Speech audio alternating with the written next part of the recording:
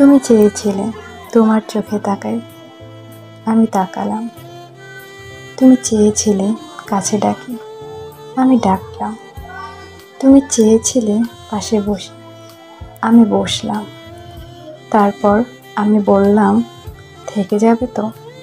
তুমি বললে, ছাড়বো না কখনো।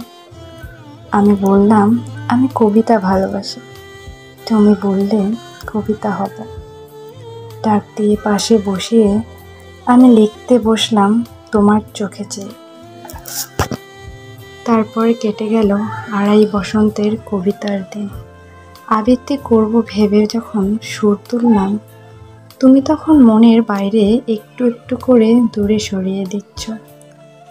অতঃপর কবিতার মৃত্যুতে নোটিশ টানিয়ে বললে, তোমার চোখ নেই, তোমার কান নেই, ডাক শোনো না আমার, মাটিতে বসতে পারো না।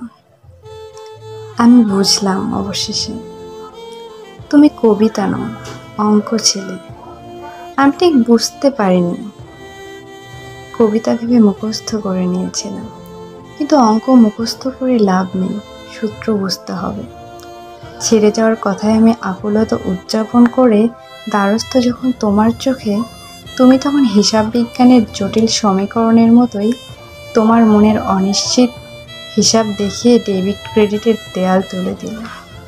আমাকে ছেড়ে যাওয়ার দেয়াল দেখিয়ে দিলে অজুহাত নামক যন্ত্রে যাতনার অঙ্কে। আমি বললাম, ভালোবাসি, এখানে অজুহাত বেমানান। তুমি বললে, আমি দেনাদার, তুমি পাওনাদার। হিসাব বিজ্ঞানের চূড়ান্ত হিসাব ফলাফল যেখানে দুজনের জন্য দুটো আলাদা ঘর, মাঝখানে দৃশ্যমান দেয়াল। বোঝো না?